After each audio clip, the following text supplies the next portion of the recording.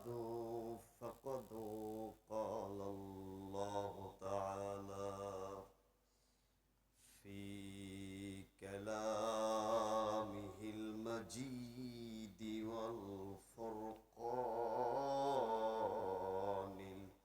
الحميد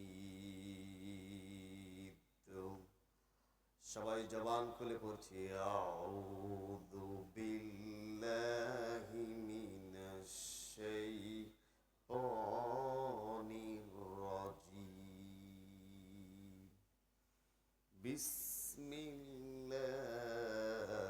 বিসমিল্লাহির রাহমানির রাহিম قل إن كنتم تحبون الله فاتبعوني يحببكم الله ويغفر لكم ذنوبكم والله غفور رحيم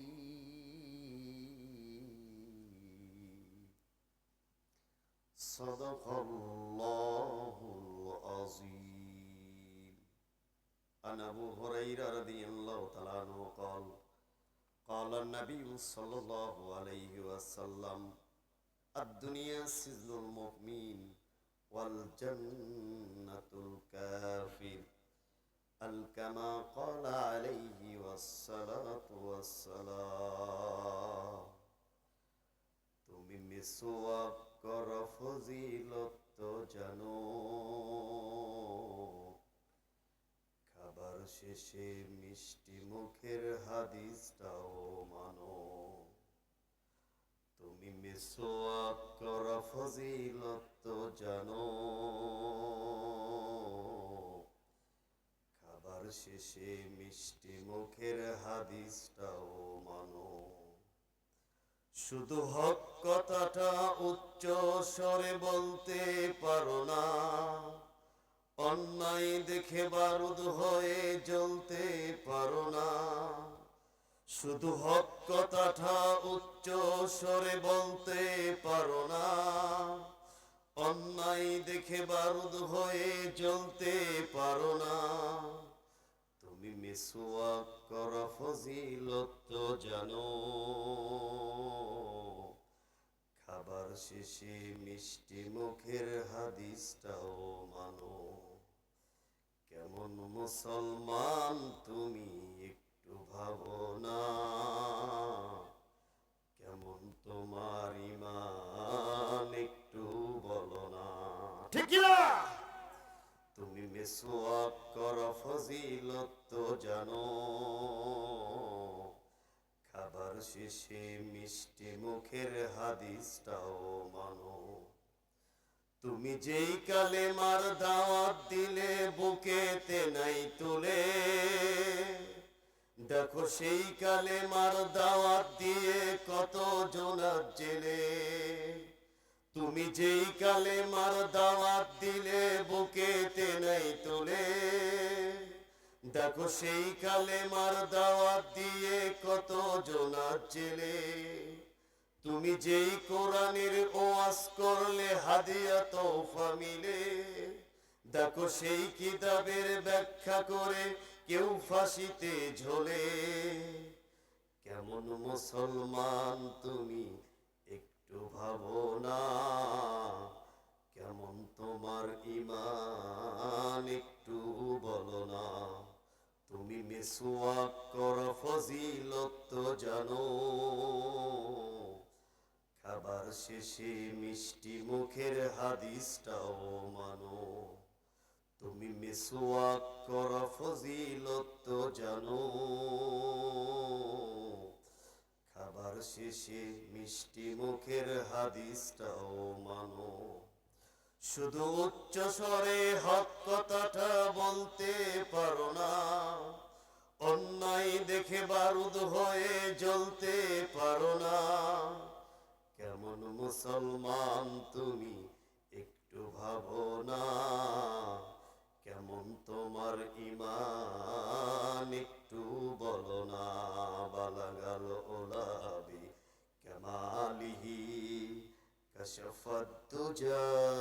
ذي جماله حسنت جميع خصاله صلوا عليه وآله اللهم آمين ربنا آتنا في الدنيا حسنة وفي الآخرة حسنة وقنا عذاب النار ربنا ظلمنا أنفسنا وإن لم تغفر لنا وترحمنا لنكونن من الخاسرين رب ارحمهما كما ربياني صغيرا اللهم بلغ صلاتنا وسلامنا إلى نور روضة المدينة মালিক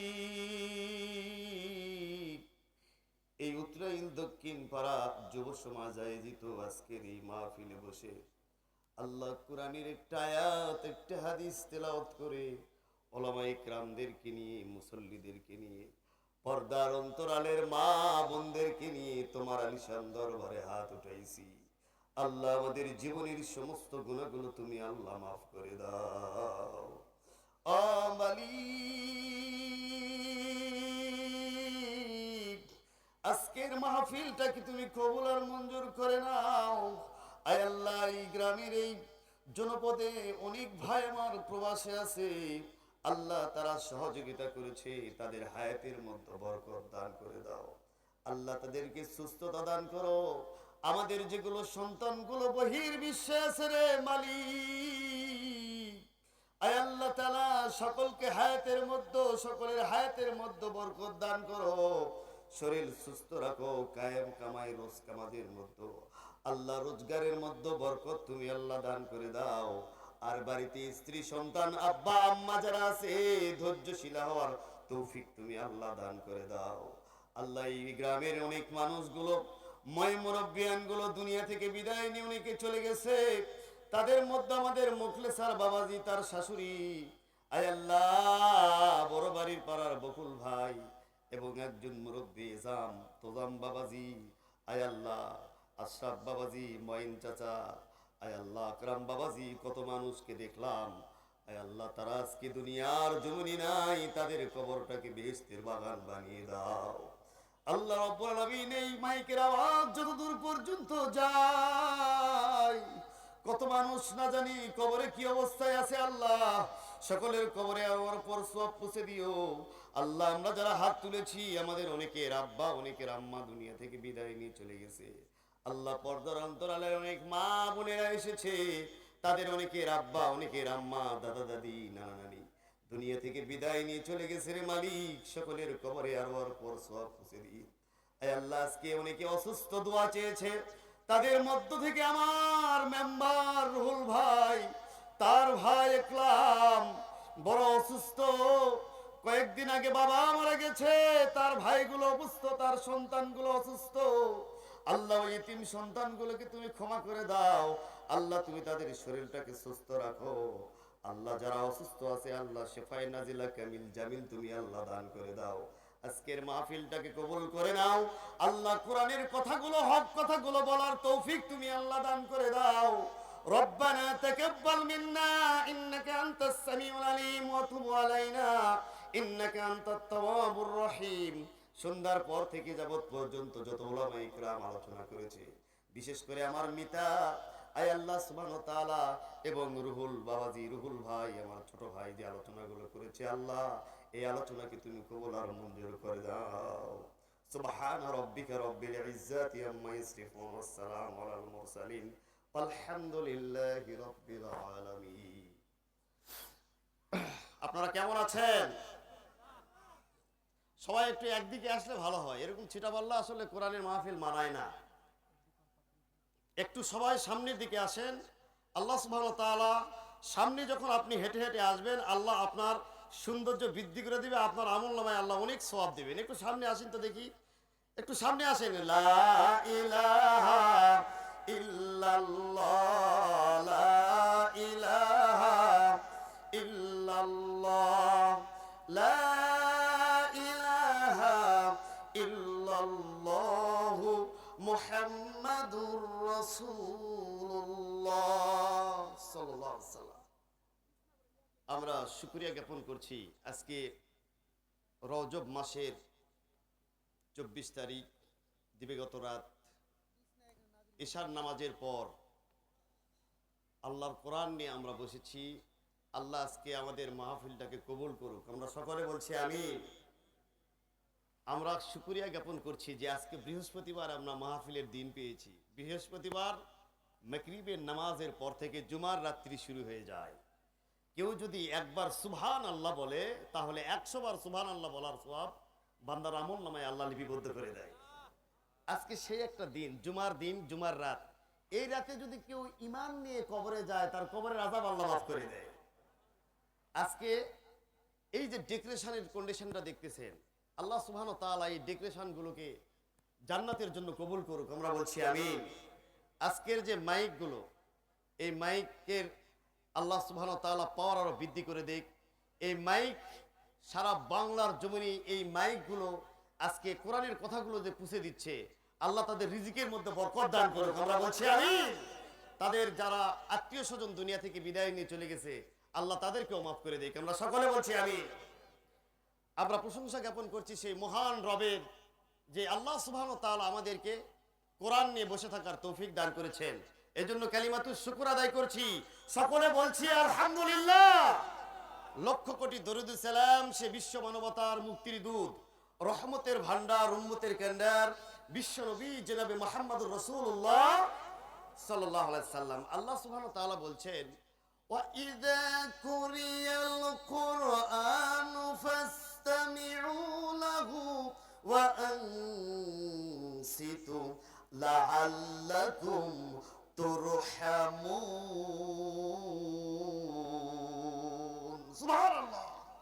আল্লাহ রাব্বুল আলামিন বলেন, তোমাদের সামনে যখন কোরআন তেলাওয়াত করা হয়, কোরআনের কথাগুলো যখন বলা হয়, কোরআন তোমাদের সামনে যখন তাফসীর করানো হয়, বোঝানো হয়, তখন যদি তোমরা মনোযোগ সহকারে কোরআন শুনতে পারো তাহলে আমি আল্লাহ তোমাদের প্রতি রহমত নাজিল করে দিব।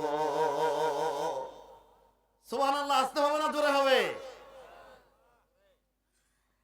যদি কোরআন শোনার কারণে আল্লাহ রহমত নাজিল করে দেয়, এই কোরআনটা যদি আমরা মানতে পারি, না জানি কত রহমত আল্লাহ আমাদেরকে দিয়ে দিবেন।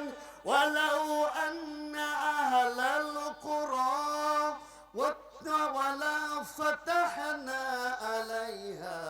আলাইহিম বারাকাতিম মিনাস সামাওয়াতি ওয়াল আরদ। সুবহানাল্লাহ পড়ি। আমার আল্লাহ বলেন, তোমরা যদি ঈমান আনো, তাকওয়া অবলম্বন করো, কোরআন দিয়ে যদি জীবনটাকে সাজিয়ে নাও, তাহলে দুনিয়ার মধ্যে, আসমান এবং জমিনের মধ্যে যত রহমতের বরকতের দরজা আছে, সমস্ত দরজাগুলো আমি আল্লাহ খুলে দিব। কিন্তু আমরা কোরআন বাদ দিয়ে রহমত তালাশ করি, ঠিক কিনা বলেন? এই জন্য আজকে আমাদের কপাল পোড়া, রহমত আসতেছে না, আসতেছে গজব। কারণ আমরা কোরআন ছেড়ে দিয়েছি। কোরআন যখন আমরা ধরবো তখন আল্লাহ সুবহানাহু ওয়া তাআলা আমাদের রহমত তারা পরিপূর্ণ করে দিবেন। সুবহানাল্লাহ। যেই দেহের মধ্যে কোরআন থাকবে সেই দেহ, যেই বাড়ির মধ্যে কোরআন থাকবে সেই বাড়ি, যেই সমাজের মধ্যে কোরআন থাকবে সেই সমাজ, যেই দলের মধ্যে কোরআন থাকবে সেই দল, এগুলো সব হবে আল্লাহ তাদেরকে সম্মানের বস্তু বানায়া দিবেন। সুবহানাল্লাহ। وَإِنَّهُ لَذِكْرٌ لَكَ لِقَوْمِكَ وَسَوْفَ تُسْأَلُونَ।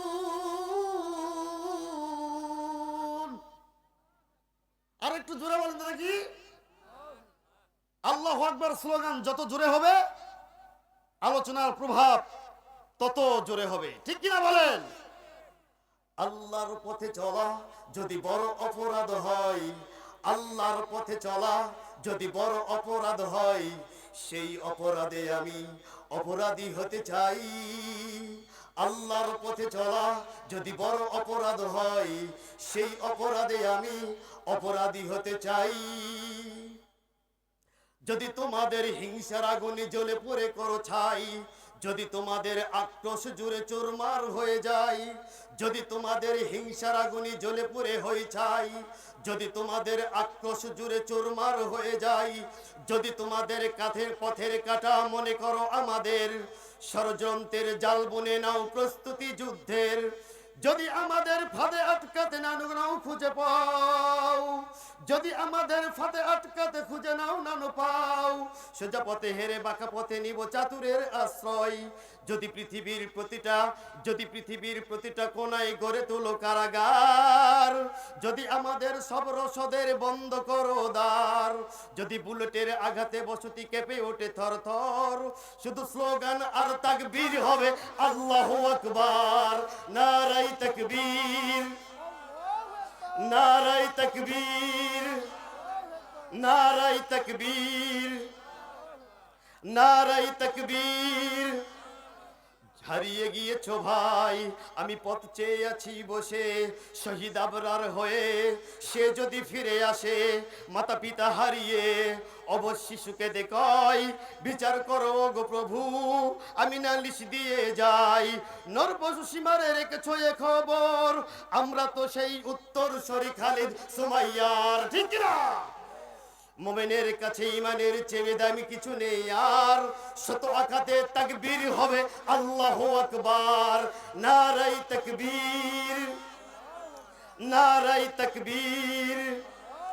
দেখেছি মেরেছে অনেক, সয়েছি ব্যথা, ঝরেছে রক্ত কত, তবে জেহাদের ডাক আসে যদি না শুকাতেই ক্ষত। ঘরে বসে কেউ রইব না কো ডুমকো অজু হাতে, যাব ময়দানে জীবন বিলাতে আবু হামজার মতো। মুসলমানের ঘরে জেগে আছে তিতুমির, প্রয়োজন ফেরে বাসের কিল্লা গর্ব নবীন গীর। ভুলে যাব দলকে মতের একজনের হাবার, তবে একটাই স্লোগান হবে আল্লাহু আকবার।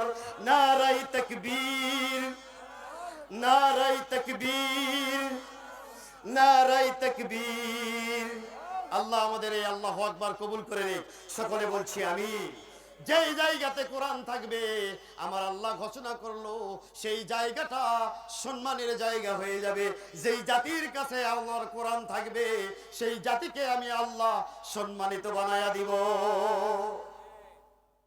আর যদি কোরআন না থাকে, হিট তো বিপরীত আসতে পারে, ঠিক কিনা বলে? যেই জাতির কাছে কোরআন নাই সেটা হলো বিরান বাড়ি। আজকে বাড়িতে অশান্তি, আজকে বাড়িতে মারামারি, গোলমাল,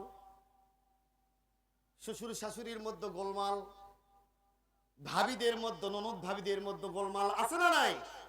শুধু একটাই কারণ, সেটা হচ্ছে ইসলাম না জানার জন্য আর কোরআন না থাকার কারণ, ঠিক কিনা বলে? আজকে সলভ হবে ইনশাআল্লাহ। কিছু কথা বলার আল্লাহ তৌফিক দান করুক। আজকে মিরাজের যেহেতু একদিন আগের ঘটনা, তো মিরাজের কিছু তথ্য আপনাদের মাঝে নিয়ে আসব। আজকের আলোচ্য বিষয় হচ্ছে আল্লাহ নবীর ভালোবাসা।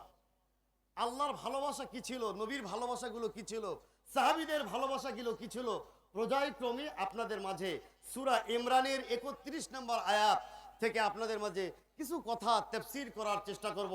আল্লাহ আমাদের, আমি সহ সকলকে বুঝে আমল করার তৌফিক দান করুক। সকলে বলছি আমিন। তো ভাই, আমাদের সকলকে কিন্তু কোরআনওয়ালা হতে হবে, ঠিক কিনা বলেন?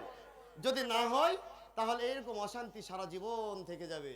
কোরআন থাকবে যেখানে আমরা থাকবো, কোরআন নাই যেখানে আমরা নাই। আল কোরআনের আলো, আল কোরআনের আলো, তোমার নেতা আমার নেতা বিশ্বনবী, তোমার নেতা আমার নেতা। আমার ভাইরা খুব সুন্দর করে লক্ষ্য রাখেন, যেই দেহের মধ্যে কোরআন নাই সেই দেহটা হলো বিরান বাড়ি। যেই বাড়ির মধ্যে কোরআন নাই সেই বাড়িটা হলো বিরান বাড়ি। আমি যদি আপনার সন্তানকে, আপনি যদি আপনার সন্তানকে বিসমিল্লাহ শেখান, আপনার সন্তানকে যদি আপনি সালাম শেখান, আপনার সন্তানকে যদি সূরা ফাতিহা শেখান, আপনার সন্তানকে যদি মাশাআল্লাহ শেখান, আলহামদুলিল্লাহ শেখান, আপনার সন্তান তার সন্তানকে শিখাবে, সে তার সন্তানকে শিখাবে, সে তার সন্তানকে শিখাবে। এইরকম কিয়ামত পর্যন্ত প্রজন্মগুলো জারি থাকবে, আর আপনি কবরে বসে বসে এর সওয়াব পেতে থাকবে। আর যদি না করেন তাহলে তো আপনার ওই জানাজায় জানবে না, ঠিক কিনা বলেন? জানাজায় সময় দিয়ে ওযু করতে হয় সেটাও এখন লোকজন জানে না। আল্লাহ আমাদের সকলকে এই কথাগুলো বুঝে আমল করার তৌফিক দান করুক। সকলে বলছি আমি। এই যে পবিত্র কোরআনুল কারীম আমাদের জন্য আল্লাহ একটা সম্মানের বস্তু হিসেবে দিয়েছে, এই জন্য কোরআন নিয়ে আমাদেরকে আনন্দ করা দরকার, ঠিক কিনা বলে? কিন্তু আজকে কোরআনের কথা বললে হুজুর রাজনীতি করতেছে কে? রাজনীতি তো আমার হুজুরই করছে। বিশ্বনবী সাল্লাল্লাহু আলাইহি সাল্লাম মসজিদে নববীর মধ্যে 10 বছরে 500টি খুতবা দিয়েছেন, সব রাজনীতি। সুবহানাল্লাহ। সমাজ ভালো হয়ে গেছে, যারা চোর ডাকাত সন্ত্রাসী ছিল তারা মানুষের সম্পদের পাহারাদার হয়ে গেছে। সুবহানাল্লাহ। আর যারা এদের দলে ছিল এই চোর চুরি ছিল, ডাকাত ডাকাতি ছিল, সন্ত্রাস সন্ত্রাসী ছিল। কথা বলেন ঠিক কিনা? তা আমরা সেই আদর্শ নিয়ে আজকের আলোচনা করতে চাই। আল্লাহ আমাদের সকলকে কথাগুলো বুঝে নেক আমল করার তৌফিক দান করুক, আমরা সকলে বলছি আমিন। আজকে যে সূরাটি আপনাদের মাঝে তেলাওয়াত করেছি, যে সূরাটির নাম হচ্ছে ইমরান, আয়াত নাম্বার হচ্ছে 31। তাফসীর করতে গেলে 5টি বিষয়ের উপর আপনাকে আমাকে লক্ষ্য রাখতে হবে। 1 নম্বর হচ্ছে সুন্দর তেলাওয়াত, যেটা আপনাদের মাঝে করেছি। এই তেলাওয়াতটা করলে কি হবে? মা বোনেরাও পর্দার অন্তরালে অনেকে শুনতেছেন, শোনেন, প্রত্যেকটা অক্ষরে আল্লাহ 10টা করে সওয়াব আমলনামায় লিপিবদ্ধ করে দিবে। যদি অর্থ জানেন তাহলে প্রত্যেকটা অক্ষরে 40টা করে সওয়াব। যদি মানেন আল্লাহ খুশি হয়ে কত সওয়াব দিবে আল্লাহ ভালো জানেন। সুবহানাল্লাহ। তথেব আমরা যেন পড়ি, একটু বাংলা দিয়ে পড়ারও চেষ্টা করি যে অর্থটা আল্লাহ কি বলছেন। পেপার পত্রিকায় পড়তেছি, আমি বিভিন্ন ম্যাগাজিন পড়তেছি, আমি ফেসবুক ইউটিউব দেখতেছি, টিকটক দেখতেছি, সময় নষ্ট করতেছি, কিন্তু আল্লাহর কোরআনে আল্লাহ কি বলতেছে এটা দেখার কোনো অভ্যাস আমরা গড়ে তুলতে পারি নাই। আজকে এই জন্য আমাদের বাংলার জন্য, বাংলাদেশের জন্য বড় দুর্ভাগ্য। কথা বলেন ঠিক কিনা? আল্লাহ আমাদের সকলকে বোঝার তৌফিক দান করুক, সকলে বলছি আমিন। তো এই সূরাটির মধ্যে 31 নম্বর আয়াত। তো সর্বপ্রথম আমি আপনাদের মাঝে তেলাওয়াত করেছি, এবার অর্থটা বলি। আল্লাহ বলছেন, কুল ইন কুনতুম তুহিব্বুনাল্লাহ, বলো, ওদেরকে বলো, ওরা যে আমাদেরকে ভালোবাসতে চায়, এই ভালোবাসার কোনো দাম নেই। আবু জেহেল, উতবা, সাইবা, ওলীদ, মুগিরাদের এই কথাগুলো বলছেন। তো ওরা যদি আপনাকে ফলো করে, ওরা যদি আপনাকে মানে, ফাত্তাবিউনি, তাহলে আমি আল্লাহ 2টি পুরস্কার দান করব। 1 নম্বর পুরস্কার হচ্ছে আমি আল্লাহ ওদের জীবনের সমস্ত গুনাহগুলো মাফ করে দেব। সুবহানাল্লাহ। আসতে হবে না জোরে হবে? 2 নম্বরে আমি আল্লাহ ওদেরকে ভালোবাসা দিব, আর আল্লাহর ভালোবাসা হলো আল্লাহর জান্নাত। আল্লাহ যেন আমাদের জন্য কবুল করে, সকলে বলছি আমি। এবার সূরাটি নাজিলের প্রেক্ষাপট, অর্থাৎ কখন নাজিল হয়েছে। চরম অবস্থা, বিশ্বনবী মক্কাতুল মুআজ্জিমায় কাবার ঘরের মধ্যে প্রবেশ করেছেন। গিয়ে দেখেন যে উতবা, সাইবা, ওলীদ, মুগিরারা আপনার কাবার মধ্যে যেগুলো মূর্তিগুলো ছিল তাদেরকে মেকআপ করে দিচ্ছে, তাদেরকে নতুন নতুন পোশাক পরে দিচ্ছে, হাতে চুড়ি পরে দিচ্ছে, বালা পরে দিচ্ছে, স্বর্ণের মালা পরে দিচ্ছে, লিপস্টিক টিপস্টিক এটা ওটা যা কিছু রং কালার করা লাগে করতেছেন। তো এই সময় আমার নবী গিয়ে বলতেছেন, তোমরা সব কি করো? সহজ ভাষায় বুঝতেছেন কথা, তোমরা এসব কি করো? তো তদনন্তন সময়ের সমাজপতিরা, রাজনীতিবিদ নেতারা, তদনন্তন সময় আবু জেহেল, উতবা, সাইবা, ওলীদ, মুগিরারা বলল, মুহাম্মদ তুমি এসব বুঝবা না। আপনারা বলেন তো দেখি, এখন বর্তমানে প্রেক্ষাপট কিন্তু সমাজে তাই হয়ে গেছে। কথা বলেন ঠিক কিনা? হুজুরেরা এগুলো কি বোঝে? তো হুজুর 18 বছর পড়াশোনা করলে হুজুর কিছু বোঝে না? বিশ্ববিদ্যালয় থেকে পড়াশোনা করে আসি, এমনি কিছু বুঝি না আমি। মুহাম্মদ তুমি কিছু বোঝো না, অথচ পৃথিবীর শ্রেষ্ঠ মানুষ। কথা বলেন ঠিক কিনা? তো পৃথিবীর শ্রেষ্ঠ মানুষকে যদি তারা এইরকম কথা বলতে পারে, আপনাকে আমাকে বলতেই পারে। এই কথাটা যখন বলল তখন আমার আল্লাহ সঙ্গে সঙ্গে জিবরাইল আমিনের মাধ্যমে আয়াতটা নাজিল করে দিয়ে আল্লাহ বললেন, নবী গো, ওই কাফের মুশরিকদেরকে আপনি জানিয়ে দিন, ওই কাফের মুশরিকদের মুখের উপর আপনি বলে দিন, ও কাফেরেরা শোনো, কুল ইন কুনতুম তুহিব্বুনাল্লাহ ফাত্তাবিউনি ইহবিবকুমুল্লাহ ওয়া ইয়াগফিরু লাকুম যুনুবাকুম ওয়াল্লাহু গফুরুর রহিম।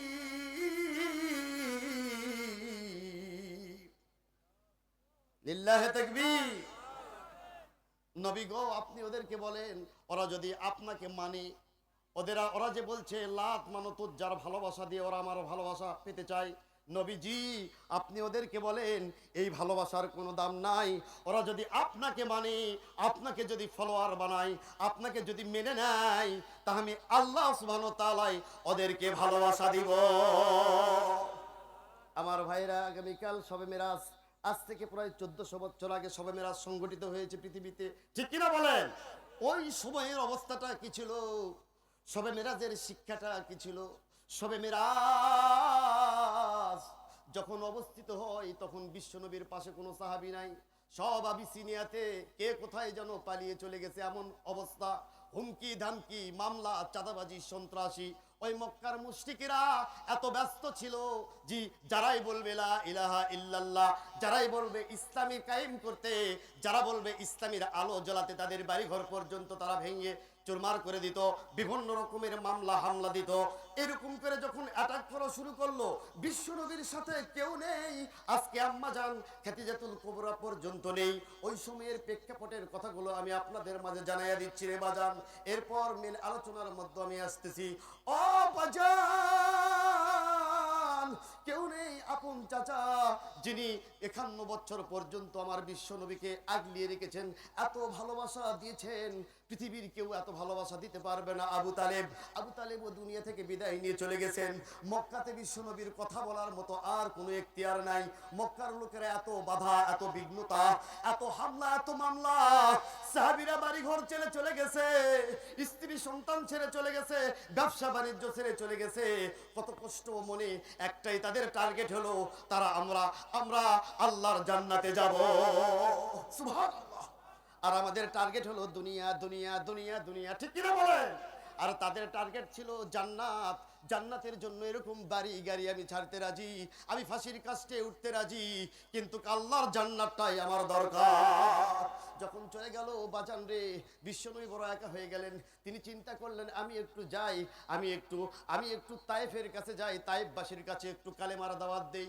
তায়েফবাসী যখন গেল, তায়েফের দেশে যখন চলে গেল, তায়েফবাসীর নেতারা আবু জেহেলরা ফোন জানিয়ে দিলেন, খবরদার একজন পাগল যাচ্ছে, পাগলের কথাও তোমরা শুনবা না, এই পাগলকে পারলে তোমরা মারপিট করে তাড়িয়ে দিও। ওই সময়ের যারা নেতা ছিল তারা যুবকদেরকে ভাড়া করলো, বিশ্বনবীকে এত মার মেরেছে, বিশ্বনবীর পায়ের জুতার ফিতা পর্যন্ত রক্ত পড়ে গেছে। বিশ্বনবী সেখান থেকে মার খেয়ে যখন মক্কাতে চলে এসেছেন, আমার ভাইরা, আমার বন্ধুগণ, অনেক বড় ঘটনা শর্টকাট করে বলছি, কারণ আমার নবীকে আল্লাহ জানাইয়া দিচ্ছেন, নবীজি আপনি যে কোরআনের দাওয়াত দিচ্ছেন, ইসলামের দাওয়াত দিচ্ছেন, আপনি আমার হয়ে যে কাজ করতেছেন, আমি আল্লাহ তো আপনাকে ভুলে যাই নাই। ওয়ালাল আখিরাতু খায়রুল লাকা মিনাল উলা, নবী গো, আমি আপনাকে এই জন্য কোরআন দেই নাই যে আপনার ভাগ্য খারাপ হবে। তাহা মা আনজালনা আলাইকা লিতাশকা, ও নবী আপনাদের ভাগ্যের পরিবর্তন করার জন্য আমি আল্লাহ কোরআন দিয়েছি। আজকে একটু ধৈর্য ধারণ করো, বিভিন্ন প্রকারের মামলা হামলা আসতেছে, আমি আপনাকে গোটা দুনিয়া সফর করাবো, আমি আরশ মুআল্লা পর্যন্ত আপনাকে নিয়ে আসবো, আপনাকে পুরস্কার দিব আরশ মুআল্লায়, আপনাকে আমি জান্নাত দেখাবো, জান্নাতের নিয়ামতগুলো ঘুরে ঘুরে দেখাবো। নবী গো, যারা আজকে আপনার বিপক্ষে চলে গেছে, আবু জেহেল, উতবা, সাইবা, ওয়ালিদ, মুগীরা, এদের চরিত্র কেমন, এই চরিত্রের লোকগুলো জাহান্নামের মধ্যে কি অবস্থায়, কেমন আযাব গঠন করবে, কেমন আযাব ভোগ করবে গো নবীজি, এই অবস্থাগুলো আপনাকে দেখাবো, চিন্তার কোনো কারণ নাই, আমি আল্লাহ আপনাকে ভুলে নাই, আপনার চরিত্র আমি জানি, কারণ আপনি হলেন পৃথিবীর মধ্যে সেরা মানুষ। ওয়া ইন্নাকা লাআলা খুলুকিন আযীম।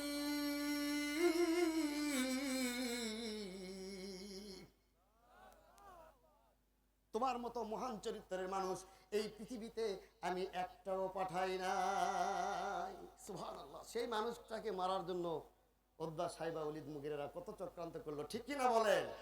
আল্লাহ সুবহানাহু ওয়া তাআলা বললেন, দেখো স্বপ্নপুরী সফর করে আমার উত্তরাইল গ্রামের ছেলেপেলে, বাংলাদেশের ছেলেপেলে, নবীজি আপনার কক্সবাজার ভ্রমণ করে, টেকনাফ যায়, নবীজি এই আমার বাংলার ছেলেপেলেগুলো দেখেন লন্ডন যায়, আমেরিকা যায়, আর আমি আপনাকে এত কষ্ট সহ্য করার পর আমি আল্লাহ আপনাকে আমার আরশ মুআল্লায় নিয়ে এসেছি। আমার ভাইরা, এই রাত্রিতে জিবরাইল আমিন এসে বলতেছেন, নবীজি চলেন, ব্রাক রেডি। ব্রাকের উপর যখন আমার নবীকে তোলা হলো, ব্রাককে বলা হলো, ব্রাক রে, তুই জান্নাত থেকে তোকে নিয়ে এসেছি, তোর উপর কে উঠতেছে তুই কি একটু জানিস? এটা হলেন পৃথিবীর শ্রেষ্ঠ মানুষ মুহাম্মাদুর রাসূলুল্লাহ। ব্রাক থরথর থরথর করে কাঁপতেছে, ব্রাক ঘেমে যাচ্ছে, কারণ ব্রাক ভয় করতেছে এমন একজন মহান ব্যক্তিত্ব যে আমার পিঠের উপর কেউ এ যাবৎ পর্যন্ত ওঠে নাই, আজকে পৃথিবীর সেরা মানুষটা আমার পিঠের উপর উঠতেছে, যার প্রত্যেকটা ধাপ হলো 1,86,000 গতির চাইতে বেশি গতি, বিদ্যুতের চাইতে তীক্ষ্ণ। সেই ধাপ দিয়ে আমার নবী ব্রাকে চড়ে প্রথমেই চলে গেলেন মসজিদে আকসায়। আমার নবী বলেন সেখানে গিয়ে দেখি যত নবী আলাইহিস ইসলামেরা আছে সকলে দাঁড়িয়ে আছে। জিবরাইল আমার হাত ধরে সর্বপ্রথম আমাকে নিয়ে গিয়ে বললেন, নবী গো, সকল ইমামের সকল এই নবীর ইমাম হবেন আপনি, আপনি আজকে 2 রাকাত নামাজ আদায় করা।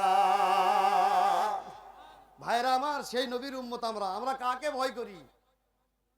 ডোন্ট কেয়ার, কাউকে নয়, এক আল্লাহ ছাড়া, ঠিক কিনা বলে?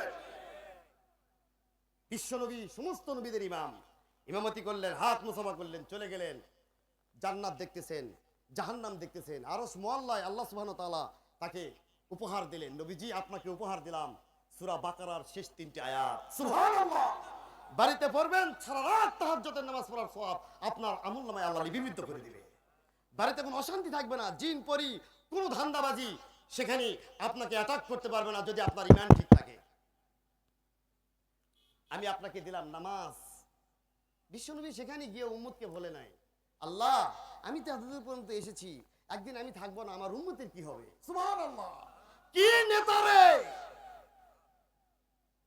এখনকার নেতারা কর্মীকে কালুঘাটি খিলায় আর নেতাকে গরুর গোশত খিলায়, ঠিক কিনা বলে?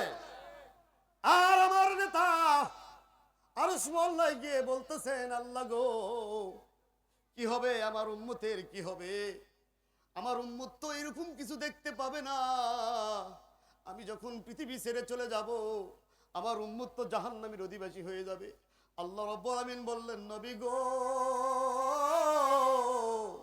উম্মতের মায়া এত দেখান না, আপনি যে আপনার উম্মতকে এত ভালোবাসেন, যেই জাতিকে আমি বেশি ভালোবাসি সেই জাতির কাছে আমি রহমতের নবী প্রেরণ করি, সেই নবীর উম্মত আমি হয়েছি। আমি গর্বিত যে আমি আমার বিশ্ব নবীর উম্মত আমি হয়েছি। বিশ্ব নবীকে আল্লাহ সুবহানাহু ওয়া তাআলা বললেন, নবীজি আপনি জাহান্নামে যান, জাহান্নামটা একটু দেখেন কোন শ্রেণীর মানুষগুলো জাহান্নামী। বিশ্ব নবী জাহান্নামের মধ্যে দেখলেন অধিকাংশই নারী আর অহংকারী কিছু তাকাব্বরি মাতাব্বরি গুলো মানুষগুলো জাহান্নামের মধ্যে দাও দাও দাও দাও করে জ্বলছে। অধিকাংশই নারী। কেন নারীরা কেন জাহান্নামে গেল? সে সময় আজ থেকে 20-50 বছর আগে এত আপনার অপসংখ্যক ছিল না, এত অশ্লীলতা বেহাপনা পৃথিবীতে ছিল না। আজকের হাদিসগুলো যখন পড়া হচ্ছে দেখা যাচ্ছে অধিকাংশই নারীগুলো কেন জাহান্নামে যাচ্ছে, সামনের দিকে কথাগুলো আসতেছে। আজকে যদি আমরা বাংলাদেশে একজন নারী থেকে যদি আমরা শিক্ষা নিতাম, বাংলাদেশের একজন নারী থেকে যদি আমি শিক্ষা নিতাম, তাহলে বাংলাদেশের নারীর পেট থেকে আব্দুল কাদের জিলানী জন্ম নিত। কথা বলেন ঠিক কিনা? সেটা হচ্ছে আমার হাদির স্ত্রী। বাংলাদেশকে তাক লাগিয়ে দিয়েছে, স্বামী গুলি খেয়েছে মাথায়, পাগল হন নাই স্ত্রী। হসপিটালের বারান্দায় দেখলাম যখন ওনাকে নিয়ে গেল, বললো সব ক্যামেরা অফ করে দাও, আমি ক্যামেরার সামনে যাব না। স্বামী মৃত্যুর শয্যায়, স্বামী মারা যাচ্ছে। ওসমান হাদির স্ত্রী যখন তাকে নিয়ে যাওয়া হলো তার স্বামীর কাছে, পর্দার অন্তরাল করে দেখলেন, দোয়া করলেন যে আল্লাহ যেন তোমাকে ভালো করে দেশে ফিরে নিয়ে আসে। এরপর যখন তিনি বাংলাদেশে এসে যখন তিনি শুনলেন মারা গেছে, তবুও তার স্বামীর সাথে এইভাবে পাগল পারা হয়ে তার স্বামীকে দেখতে যায় নাই। শুধু একটি কথা বলেছে যে আমার যে ছোট্ট সন্তানটা আছে, এই সন্তানটা হাসরের ময়দানের দিনে হাদিকে খুঁজে তার বাবার পরিচয় বের করে আমি আমার স্বামীকে শহীদের কাতারে খুঁজে খুঁজে বের করব, কারণ একজন শহীদ নিম্ন 70 জন আপন জনকে নিয়ে জান্নাতে যাবে। সেদিন একজন শহীদের রক্তের ফোঁটা মাটিতে পড়ার সঙ্গে সঙ্গে আল্লাহ জীবনের সমস্ত গুনাহগুলো মাফ করে দেয়। আমি তো এটা বড় ভাগ্যবান যে আমার স্বামী দুনিয়া থেকে শহীদ হয়েছে ইসলামের জন্য। জুমার দিন নামাজ পড়ে গুলি খেয়ে আমার স্বামী অজু অবস্থায় পৃথিবী ছেড়ে চলে গেছে। অতএব আমি আজকে কেন কান্নাকাটি, আজকে কেন আমি শোক প্রকাশ করব? আল্লাহর মাল আল্লাহ নিয়েছে। আল্লাহ আমাদের এরকম স্ত্রী সকলের হওয়ার তৌফিক দান করুক। সকলে বলছি আমি। সোনার পাখিরা একে একে উড়ে যায়, ভেঙে ভেঙে হৃদয়ের সকল বাঁধন। সোনার পাখিরা একে একে উড়ে যায়, ভেঙে ভেঙে হৃদয়ের সকল বাঁধন।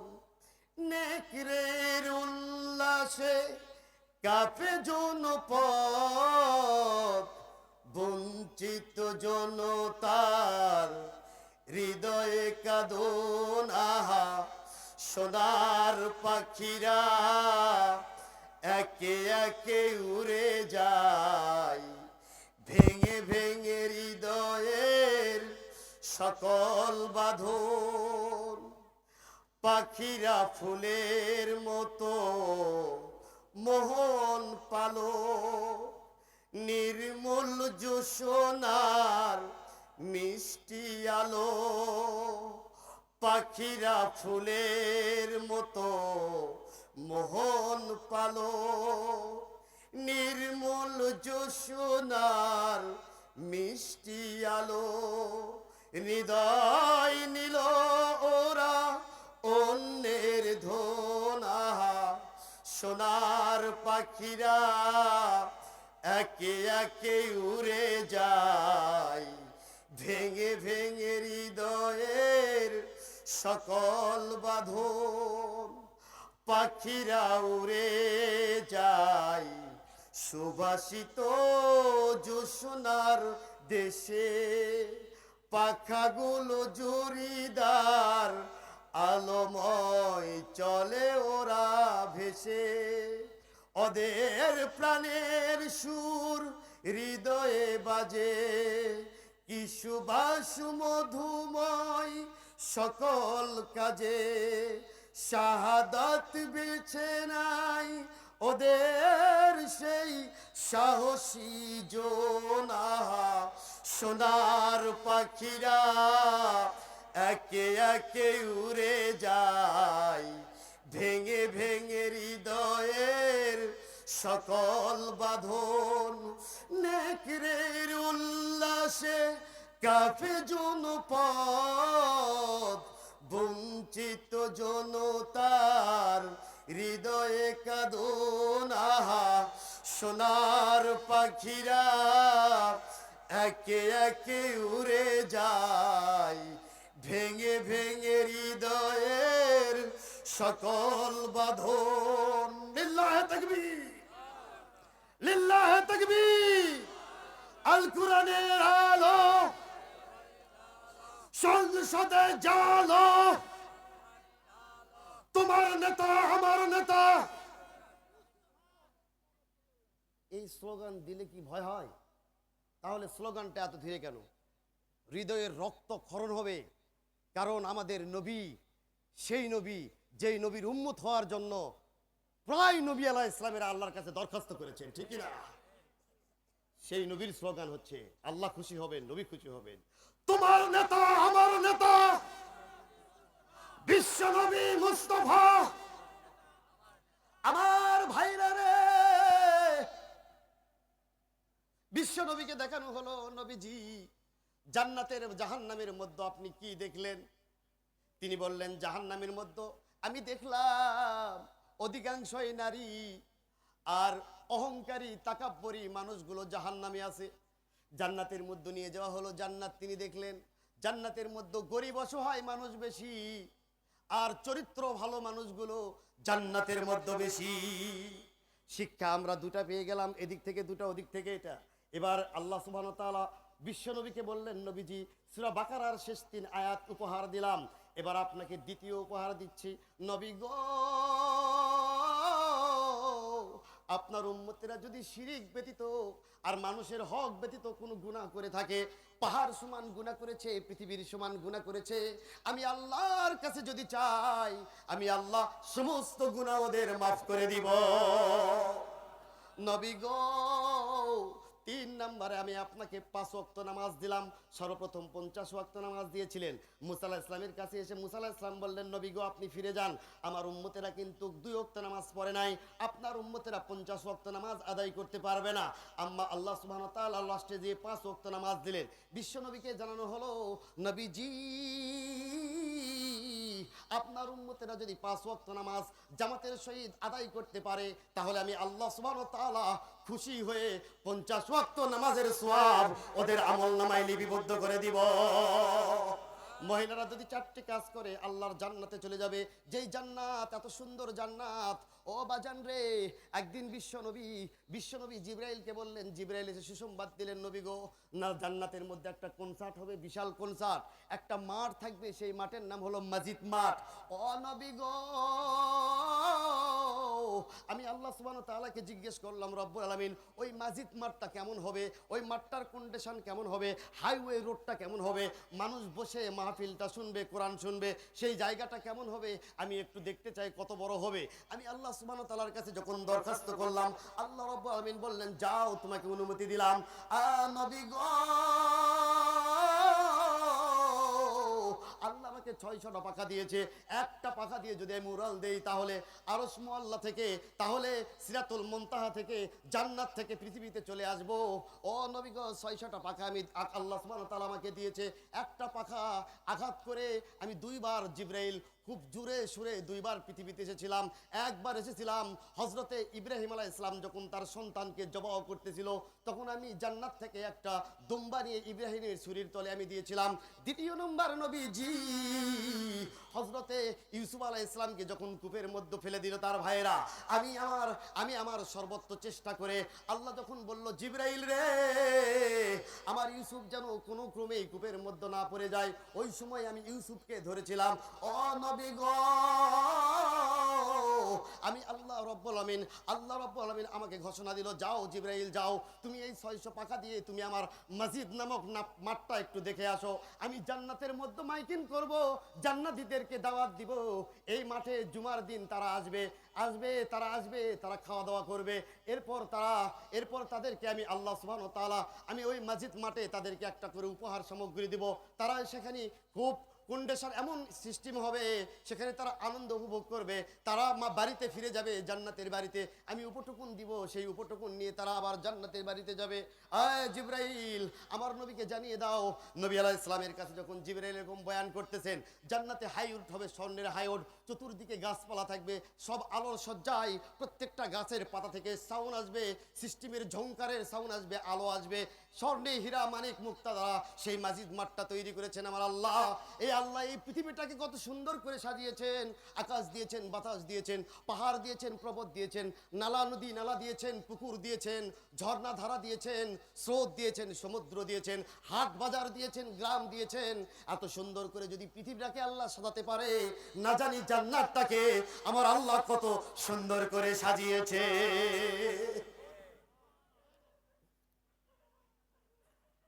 জিবরাইল আমিন বলেন, নবী গো, আমি জিবরাইল 350 বছর যাবত মসজিদ মাঠের উপর দিয়ে চলাফেরা করলাম। মসজিদ মাঠ একটা প্লেয়ার অতিক্রম করতে পারি নাই। আমি আল্লাহকে বললাম, রব্বুল আলামিন, 600টা পাখা দিয়ে 350 বছর যাবত পর্যন্ত মসজিদ মাঠ আমি চলাফেরা করলাম, এর শেষ কোথায়? শুধু তো শুধু সৌন্দর্য আর সৌন্দর্য। আল্লাহ সুবহানাহু ওয়া তাআলা বললেন, রে জিবরাইল, কেবল তো তুমি একটা প্লেয়ার পার করতে পারো নাই, এত বড় করে মসজিদ নামক জান্নাত আমি আল্লাহ তৈরি করেছি। আল্লাহ ওই মাঠের মেহমান আমাদের সকলকে বানিয়ে দিও। আর একটু জোরে বলি, আল্লাহ ওই মাঠের মেহমান নারী পুরুষ সকলকে আল্লাহ ওই মাঠের মেহমান করো। ওই মাঠে যেন আমার এই মুসল্লিদেরকে নিয়ে আমি যেতে পারি, তাদের সাথে যেন পরিচিতি লাভ করতে পারি, আল্লাহ তৌফিক দান করে দিও। এরপর আমার আল্লাহ বললেন, নবী গো 5 ওয়াক্ত নামাজ দিলাম, আরো দিলাম। আর বিশ্ব নবীর সাথে 27 বছর গল্প করলেন। গল্প করার পর যখন তিনি 14টা বিধান আল্লাহ দিয়ে দিলেন, সেটা বনি ইসরাইলের 23 থেকে শুরু করে অন্য আয়াত 24, 25, 26, 27 এরকম আয়াতের মধ্যে আপনারা দেখবেন আল্লাহ সুবহানাহু ওয়া তাআলা 27 বছর গল্প করে কি কি উপহার দিয়েছে। ও বাজান, ওদিকে আর যাব না। বিশ্ব নবী যখন পৃথিবীতে চলে আসলেন, এবার আবু জেহেলের সাথে দেখা। আবু জেহেলকে বলতেছেন, চাচা যান, আজকে তো আল্লাহ আমাকে মসজিদুল আকসায় নিয়ে গেছে রাতে, আমাকে জান্নাত দেখিয়েছেন, জাহান্নাম দেখিয়েছেন। ও চাচা, আমাকে আল্লাহ সুবহানাহু ওয়া তাআলা উপটকন দিয়েছেন, তহফা দিয়েছেন। কি দিয়েছে বা?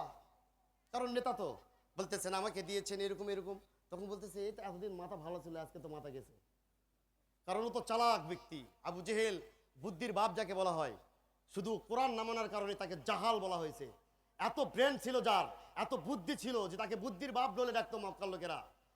এক মুঠি বালু নিয়ে এসে কেউ যদি হেঁটে যায়, তার পায়ের বালু নিয়ে এসে সে বলতো যে অমুক নেতা হেঁটে গেছে, এরকম একজন পাওয়ারফুল লোক। তখন বললো, এতদিন তো মাথা ভালো ছিল, আজকে তো গেছে। তোমার এই কথা কি আমি মানুষকে বলবো, ভাইরাল করবো? বলো, হ্যাঁ বলে দেন।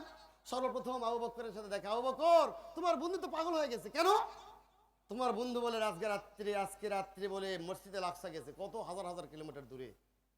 জান্নাত দেখেছে, জাহান্নাম দেখেছে, 7 আসমান দেখেছে, আল্লাহর সঙ্গে 27 বছর গল্প করেছে। কি এলা বলতে বল কথা। কে বললো? মোহাম্মদ। আমি বিশ্বাস করলাম আমার নবী কোনোদিন মিথ্যা কথা বলে নাই।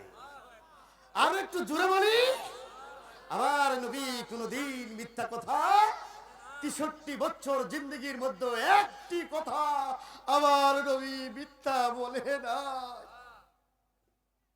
আর কাফের মুশরিক বেঈমানেরা বলে, না না হুজুরেরা কি জানি রে, যার দাঁত নেই, যে শুধু টাকালা হয়েছে আর কিচ্ছু নেই, সে নাকি সব জানি আর আমরা কিছু জানি না। ঠিক কিনা বলে? আমার ভাইরা, এবার লক্ষ্য রাখুন, আপনাদের মাঝে মিরাজের কিছু তথ্য আপনাদের মাঝে দিলাম, মিরাজের কিছু শিক্ষা আপনাদের মাঝে দিলাম। এবার আপনাদেরকে বলি, মহিলারা 4টা কাজ করলে আল্লাহর জান্নাতে যাবে। 1 নম্বর হচ্ছে, তারা যদি 5 ওয়াক্ত নামাজ আদায় করে নেয়। 5 ওয়াক্ত নামাজ সকলের জন্য পড়তে হবে, ঠিক কিনা বলেন? এখন আপনি যদি না পড়ি তাহলে কি হবে? রুল আমার ছোট ভাই আপনাদের মাঝে অনেক কথাই বলেছেন যে তিনি নামাজের বয়ান এইভাবে দেন নাই যে কি হবে। ইমাম মালিক বলেছেন, বেনামাজি মারা গেলে জানাজাত যাবে না, 1 কেরাত গুনাহ হবে। ছাত্ররা বললেন, তাহলে কি অবস্থা? যদি গুনাহ হয় তাহলে মানুষটাকে কি করা হবে? তো বলতেছে, ওর হাত পা বেঁধে ভিতর দিয়ে বাঁশ দিয়ে জঙ্গলে ফেলে দাও, বোঝা যাক, মানুষ দেখুক যে বেনামাজি মারা গেছে। আচ্ছা, ওটা যদি আমার নবী বলতো কি অবস্থা হতো? ঠিক কিনা বলেন? কিন্তু আমার আল্লাহ এই শরীয়তটা, এই আল্লাহ এটা আল্লাহ অ্যাক্টিভ করেন নাই, কারণ নবীর সময় এটা বলেন নাই। তবে নামাজ যদি না পড়া হয়, হযরতে মুসা আলাইহিস সালামের টাইমে একজন মহিলা মুসার কাছে আসলো। মুসার কাছে এসে বলতেছেন, নবী গো, আমি তো জেনা করেছি, জেনা করার পর আমার পেটে বাচ্চা এসেছে। ও নবী গো, শুধু বাচ্চা এসে নাই, বাচ্চাটাকে আমি প্রসব করেছি, বাচ্চা প্রসব করার পর বাচ্চাটাকে আমি হত্যা করেছি। এখন আপনি বলেন তো দেখি, আল্লাহ কি আমাকে মাফ করবে নাকি? এই অবস্থায় জিবরাইল আমিন এসে মুসা আলাইহিস সালামকে জানিয়ে দিলেন, ও আল্লাহর নবী মুসা, যে মহিলাটা এত বড় পাপ করেছে, এর চাইতে বড় পাপ হচ্ছে বেনামাজি হয়ে কেউ যদি কবরে যায়। ভাইরা আমার, তাহলে কি নামাজ ছেড়ে দিতে পারি আমরা? আমাদের প্রথম টার্গেট থাকবে যে আমি যদি মারা যদি সেই দিনই যাই, তাহলে আমার ডান দিক থেকে যেন আমার নামাজটা আমার কবরে আসে। ঠিক কিনা বলে? মুসা আলাইহিস সালাম আল্লাহর কাছে একদিন দরখাস্ত করে বললেন, রব্বুল আলামিন, কে আমার সাথে জান্নাতে যাবে, আমি একটু তাকে দেখতে চাই। আল্লাহ বলে, একজন কামার। কি? এই হাতুর পিঠায় এই কামার? হ্যাঁ কামার। আরো দুনিয়াত কত মানুষ আসলো, নাম যশের মানুষগুলো ছিল, মাস্তান ফাস্তান গুলো ছিল, এগুলো বাদ দিয়ে এক কামার? হ্যাঁ কামার। তাহলে তো তার বাউটাটা দেখতে হয়, জীবনটা কেমন, সে কেমন করে জীবন পরিচালনা করতেছে, যে যার কারণে সে আমার হাত ধরে জান্নাতে যাবে। যাও দেখে আসো, অমুক বাজারে বসে হাতুর দিয়ে পিটাচ্ছে লোহা। ও গিয়ে দেখে, হ্যাঁ হাতুর পায়ে হাতে ও লোহা পিটাচ্ছে। যখন নামাজের আজানের আওয়াজ শুনতে পেয়েছে, বা তদনন্তর সময় যে ধবনিটা ছিল, যখন শুনতে পেয়েছে আল্লাহু আকবার, তখন হাতুর আর তোলে নাই, ওই অবস্থায় নামাজে গিয়েছে। আল্লাহ এত খুশি হয়েছে, আল্লাহ রাব্বুল আলামিন বললেন, এই ব্যক্তি মুসার হাত ধরে মুসার সাথে আল্লাহর জান্নাতে চলে যাবে। আর একটু জোরে বলি। আর আজকে আমরা সেই নামাজটা ছেড়ে দিয়েছি, ঠিক কিনা বলে? মহিলারা যদি নামাজ আদায় করে, তাহলে আল্লাহর জান্নাতে যাবে। সুবহানাল্লাহ। বিশ্বনবী দেখলেন যে কিছু কিছু মহিলাদেরকে জাহান্নামের আগুনের মধ্যে আযাব দেওয়া হচ্ছে, কিছু কিছু মানুষগুলোকে, এই মানুষগুলোকে আযাব দেওয়া হচ্ছে কি কি কারণ? এক সিস্টেমের মানুষগুলোকে আপনারা দেখবেন যে একটা রুটি তৈরি করে, যে একটা চুলা পাওয়া যায় বর্তমানে, সেই চুলার ঝাঁপনি আটকে দেয় এবং রুটি এরকম লেগে দেয়, রুটিগুলো আবার বের করে। এরকম ঝাঁকনির মধ্যে কিছু মানুষগুলোকে, নারী পুরুষগুলোকে ওই চুলার মধ্যে দেওয়া হচ্ছে, আর ঝাপনাটা বন্ধ করা হচ্ছে, অর্থাৎ ডাবরের মতো একটা ঝাপনা। তখন জিবরাইল আমিনকে জিজ্ঞেস করলো, এরা কারা? তখন তিনি বললেন, এরা হলো পৃথিবীর মধ্যে জেনাকার পুরুষ, জেনাকার নারী, এদের শাস্তি হচ্ছে আল্লাহ সুবহানাহু ওয়া তাআলা এদের এই শাস্তি দিচ্ছেন। সুবহানাল্লাহ বলি। এরপর কিছু দূর যাওয়ার পর তিনি দেখলেন যে এক সিস্টেমের নারীগুলোকে তারা আল্লাহ সুবহানাহু ওয়া তাআলা মুখের মধ্যে বর্ষি লাগায় আগুনের মধ্যে ফেলে দিচ্ছে। তখন বিশ্বনবী জিজ্ঞেস করলেন, এরা কারা? তখন বলল, পর পুরুষের সামনে মুখ খুলে লিপস্টিক টিপস্টিক দিয়ে মানুষকে দেখিয়ে আকর্ষণ করেছিল, তাদের কারণে আল্লাহ এদেরকে এইভাবে জাহান্নামে শাস্তি দিচ্ছে। তাহলে আমরা যদি এগুলো শুনি অবশ্যই ভালো হব, ঠিক কিনা বলেন? আমরা আমাদের অ্যাটিটিউড কেন নষ্ট করব? আমরা হব ইমাম বুখারীর মায়ের মতো, ঠিক কিনা বলেন? আমরা হব খাজা মঈনুদ্দিন চিশতির মায়ের মতো, আমরা হব আব্দুল কাদের জিলানীর মায়ের মতো, আমরা হব মুহাম্মদ সাল্লাল্লাহু আলাইহি ওয়াসাল্লামের মা আমিনার মতো, আমরা হব আয়েশা রাদিয়াল্লাহু তাআলা আনহার মতো, আমরা হব খাদিজাতুল কুবরার মতো, ঠিক কিনা বলেন? 2 বছর বয়স সন্তানের ইমাম বুখারী, যে বুখারীর হাদিসগুলো আমরা পড়ি, 2 বছর বয়স, হঠাৎ করে অন্ধ। বাবা মার দোয়া কবুল হয়, হঠাৎ করে অন্ধ হয়ে গেলেন। আল্লাহর কাছে দোয়া করতেছেন, আল্লাহ আমার সন্তানটা অন্ধ হয়ে গেল, আমার তো বড় শখ আমার সন্তানকে জামানার বড় আলিম বানাবো। তাহাজ্জুদের নামাজ পড়ে আল্লাহর কাছে কাঁদে, 1 দিন 2 দিন 1 সপ্তাহ 1 মাস 2 মাস, কেউ কেউ বলছেন 6 মাস পর্যন্ত আল্লাহ সুবহানাহু ওয়া তাআলার কাছে কাঁদতেছেন। হঠাৎ করে একদিন সুলাইমান পয়গম্বর এসে বলতেছে, যা তোর ছেলে ভালো হয়ে গেছে, সুবহানাল্লাহ। অথবা খিজির আলাইহিস সালাম, দুটার মধ্যে একটা, আমার সঠিক মনে আসতেছে না, নোট দিতে হবে। যা দেখে, হ্যাঁ ওর ছেলে বলতেছে, আম্মু আম্মু আমি ভালো হয়ে গেছি, সুবহানাল্লাহ। পরের দিন সকালবেলা উঠে বুখারী নগর থেকে শুরু করে মক্কার দিকে রওনা দিয়েছে, কাবার চত্বরে গিয়ে কাবার যারা স্কলার ছিল, বড় বড় আলিম ওলামা মুফতি মুহাদ্দিস যারা ছিল, তাদের কাছে পরিচয় করে দিচ্ছে, এই যে আমার ইসমাইলকে আমি আমার ইসমাইলকে তোমরা দেখে রাখো, আমি আমার ইসমাইলকে জামানার মধ্যে সব চাইতে বড় আলিম বানাবো।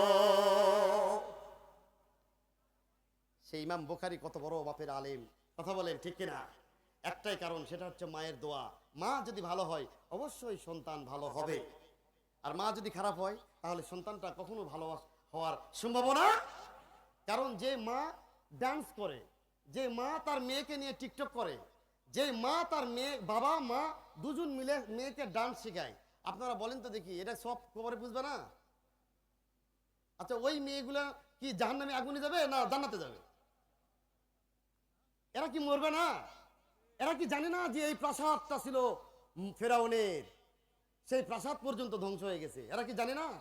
এরা কি জানে না সেই প্রাসাদের মধ্যে ফেরাউনের মেয়ে, যিনি তার দাসী ছিল, সেই দাসী মাসিদা যার নাম, সেই দাসী ফেরাউনের সেই মেয়ের চুল আশ্রাইতেছিল, হঠাৎ করে চিরুনি পড়ে গেছে, তো বলছে বিসমিল্লাহির রহমানির রহিম। এই কি বললি? মেয়ে বলতেছে, বললে আমি আল্লাহর নামে তোমার এই চিরুনিটা তুললাম। এই আল্লাহকে, হোয়াট ইজ আল্লাহ? তখন বলল যে আল্লাহ হচ্ছে আমার মালিক, সুবহানাল্লাহ। 3টা সন্তান এক এক করে ফেরাউন তেলের মধ্যে 2টা ফেলে দিলেন, ছোট্ট একটা কোলে আছে। বলতেছে, বাবা তোমাকে বড় আশা হয় যে তুমি যদি তেলের মধ্যে যাও তাহলে আমার কলজা ছিঁড়ে যাবে। মা বলতেছে, কারণ বিশ্বনবীর এই বয়ানটা হচ্ছে মিরাজের বয়ান, যখন জান্নাত থেকে আসতেছে তখন দেখে একটা সুঘ্রাণ আসতেছে জান্নাতের ভিতর থেকে, তো বলতেছে এটা কার কবর, এটা কার সুঘ্রাণ আসতেছে? তখন বলে এটা হলো সেই মাসেদা, যিনি 3টি সন্তান আগুনের মধ্যে তেলের মধ্যে ফেলে দিয়েছে ফেরাউন, এবং সে নিজেও গরম তেলের মধ্যে পুড়ে গেছে। তার লাশটাকে আল্লাহ সুবহানাহু ওয়া তাআলা তার রূহটাকে এত সুন্দর জায়গায় জান্নাতের মধ্যে রেখে দিয়েছে যে আপনাকে সেই সুসংবাদটা আল্লাহ জানিয়ে দিলেন। আজকে আমাদের মেয়েরা একটু সামান্য তামান্য হলেই স্বামীর সঙ্গে খারাপ ব্যবহার হয়, ঠিক কিনা বলেন? অথচ ফেরাউনের স্ত্রী আসিয়া আল্লাহর জান্নাতে চলে যাচ্ছে, সুবহানাল্লাহ। ফেরাউন হচ্ছে স্বামী, এত জুলুম, এত অন্যায়, এত অত্যাচার, প্রত্যেকটা জায়গাতে প্রাক মেরে মেরে শেষ করে দিচ্ছে, তবু আল্লাহকে ডেকে ডেকে বলছে, আল্লাহ আমি তো আমার স্বামীর কোনো হক নষ্ট করিনি। আরে এখন যদি একটু বাজার খারাপ হয় তো মার্কেট গরম, ঠিক কিনা বলেন? আল্লাহ আমাদের সকলকে এতটুকুর কারণে ঈমান চলে যেতে পারে, এতটুকুর কারণে আপনি জাহান্নামে যেতে পারেন, কারণ স্বামীরাও চায় তার স্ত্রীকে জীবনের সর্বোচ্চ দিয়ে তার পরিবারটাকে সন্তুষ্ট করতে, ঠিক কিনা বলেন? আল্লাহ আমাদের সকলকে বোঝার তৌফিক দান করুক। 7 প্রকারের বদগুণ নারীগুলো জাহান্নামে যাবে। 1 নম্বর হচ্ছে আন্নানা, হাদিসের ভাষায় যেগুলো হচ্ছে আপনার স্বামীর সাথে সব সময় তর্ক করে।